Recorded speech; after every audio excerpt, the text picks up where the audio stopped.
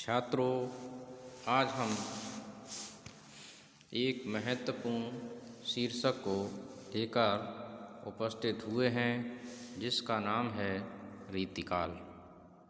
आज हम रीतिकाल को विविध आयामों से, विविध पहलुओं से हम देखने का प्रयास करेंगे। रीतिकाल हिंदी साहित्य की विकास परंपरा का तीसरा चरण है। ये इस चरण में साहित्यकारों का ध्यान कलात्मकता पर अधिक रहा है। इस काल में साहित्यकारों ने सौंदर्य के बाहरी रूप पर ध्यान केंद्रित किया है। आंतरिक सौंदर्य पर ध्यान कम ही गया है। इसीलिए डॉक्टर गंगाराम मिश्र ने रीतिकाल को सूक्ष्म के प्रति स्थूल का विद्रोह कहा है। इस काल में साहित्यकारों का साहित्यिक धरातल अत्यंत सीमित रहा। ये वह काल है जो समय सीमा, नाम, प्रवर्तक तथा उदय के कारण आदि सभी में विवादित है। विद्वान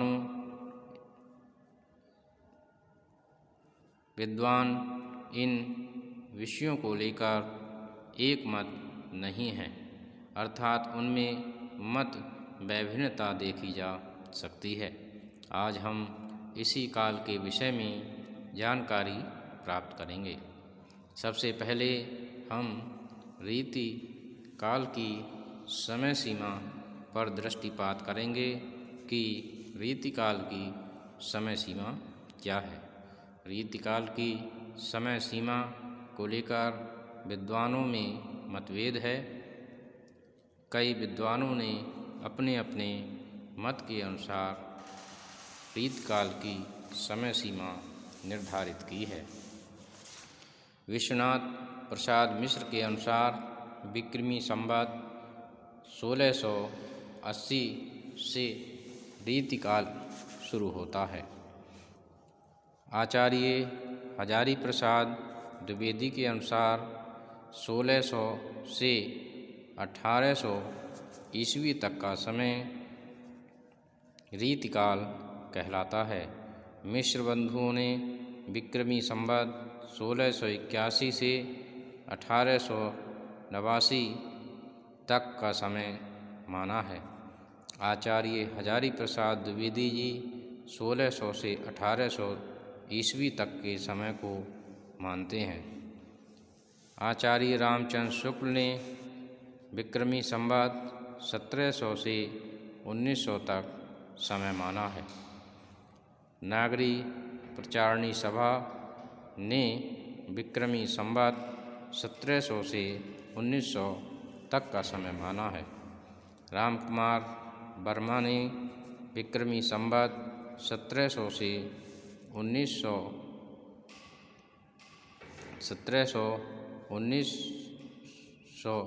से अब तक का समय माना है। चूँकि रामकुमार वर्मा का आलोचनात्मक इतिहास अधूरा है, इसलिए आगे का लेखन कार्य उसमें नहीं हो सका। अब हम बात करते हैं कि इस विषय में सर्वमान्य मत क्या है। सर्वसम्मति से आचार्य रामचंद्र शुक्ल द्वारा दिए गए समय सीमा विक्रमी संवत 1700 से 1900 तक को सर्वमान्य मत के रूप में माना गया है तथा रीतिकाल की समय सीमा विक्रमी संवत 1700 से 1900 तक मानी जाती है। इसके बाद अब हम इसके विभिन्न नामों की चर्चा करेंगे कि रीतिकाल के कौन कौन से नाम चर्चित हैं या फिर रीतिकाल को विद्वानों ने कौन कौन से नाम दिए हैं, क्योंकि इस विषय में भी विद्वानों में मत वैभिन्नता देखी जा सकती है। सबसे पहले हम देखेंगे मिश्र बंधुओं ने अलंकृत काल कहा। आचार्य रामचंद्र शुक्ल ने रीतिकाल या उत्तर मध्यकाल नाम दिया। विश्वनाथ प्रसाद मिश्र ने श्रृंगार की प्रधानता देखते हुए इसको श्रृंगार काल कहा। डॉक्टर राम शंकर शुक्ल रसाल ने इसको कला काल कहा और डॉक्टर भागीरथ मिश्र ने इसे श्रृंगार काल नाम देना उचित समझा। डॉक्टर राम कुमार वर्मा ने कला काल कहा। डॉक्टर ग्रियर्सन ने इसे द आर्स पोएटिका कहना उचित समझा।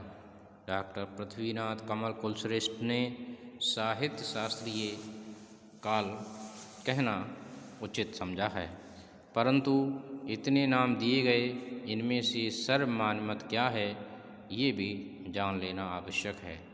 तो सर्वमान्य मत इन सभी नामों में से आचार्य रामचंद्र शुक्ल द्वारा दिए गए नाम रीतिकाल को सर्वसम्मति से स्वीकार कर लिया गया है। अब हम बात करेंगे कि रीतिकाल के प्रवर्तक की आखिर रीतिकाल का प्रवर्तक कौन है। रीतिकाल के प्रवर्तक के विषय में भी विद्वान एकमत नहीं हैं। अलग अलग विद्वानों ने अलग अलग नाम सुझाए हैं।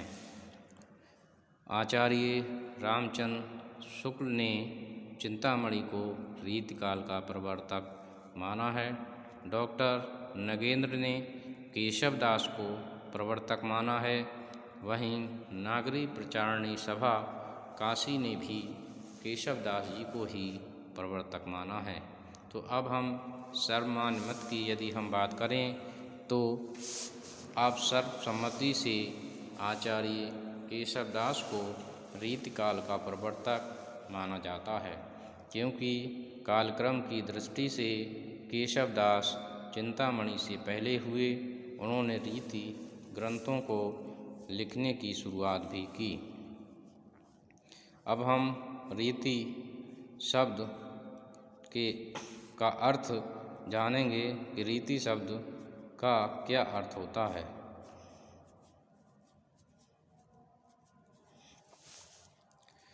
रीति शब्द का अर्थ। रीति शब्द संस्कृत की रींग धातु से धातु में कितिन प्रत्यय की योग से बना है। इसके कई अर्थ होते हैं, जैसे पद्धति, शैली, परंपरा आदि। रीति के विषय में आचार्य वामन ने कहा है कि विशिष्ट पद रचना रीति, अर्थात विशेष प्रकार से पदों की रचना करना रीति कहलाता है। इससे स्पष्ट है कि रीति काव्य रचना की एक शैली है। अब हम ये जानने का प्रयास करेंगे कि रीतिकाल के उदय के क्या कारण रहे।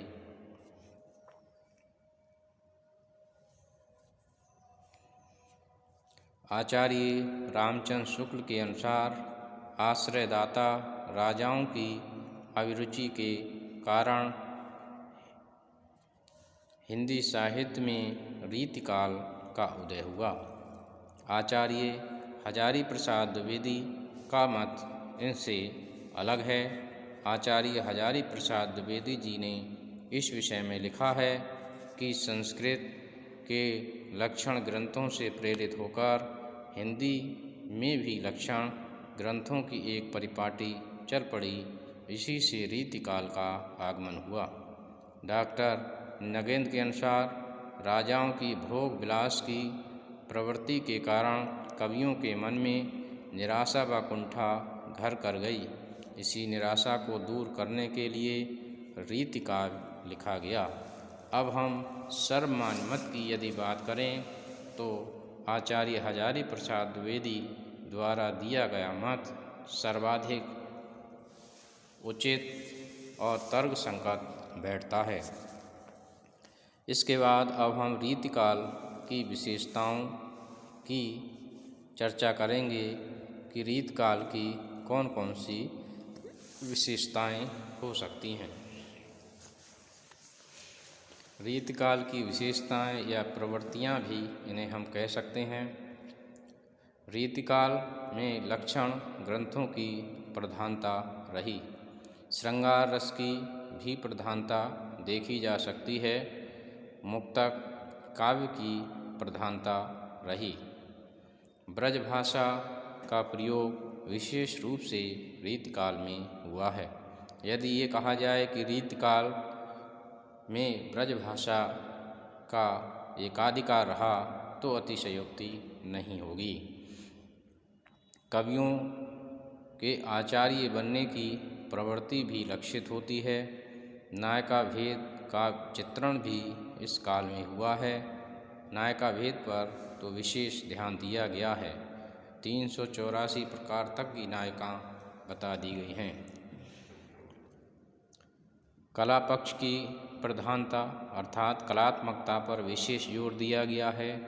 चमत्कार प्रदर्शन की भावना, दरबारी काव्य रचनाएं विशेष रूप से लिखी गईं। सूक्ष्म के प्रति स्थूल का विद्रोह अर्थात इस काल में मांसलता का बोलबाला रहा है। प्रकृति के उद्दीपन रूप का चित्रण इस काल के कवियों ने किया है। और हम देखते हैं कि संकुचित धरातल साहित्य का धरातल, इस काल में केवल दरबार और स्त्री दो चीज़ों तक ही साहित्य सीमित हो गया। इस विषय में डॉक्टर रामविलास शर्मा जी ने लिखा है कि दरबारी साहित्य की सबसे बड़ी कमजोरी यही है कि वह शारीरिक रूप तक अपने को सीमित रखता है। उसके रसराज की अथ और इति, नक्शे और सुरति वर्णन से ही हो जाती है। दरबारी साहित्य शास्त्रीय कला की व्यापकता उस धरातल पर सिद्ध करते हैं जहाँ मनुष्य और पशु में विशेष अंतर नहीं है। अंतर है तो इतना कि पशुओं का जीवन, आहार, निद्रा, भय, मैथुन के धरातल पर इतना कृत्रिम नहीं होता। रामविलास शर्मा जी ने और आगे लिखा है कि किस प्रकार से रीतकालीन साहित्य स्त्री के बाहरी सौंदर्य तक ही सीमित रहा।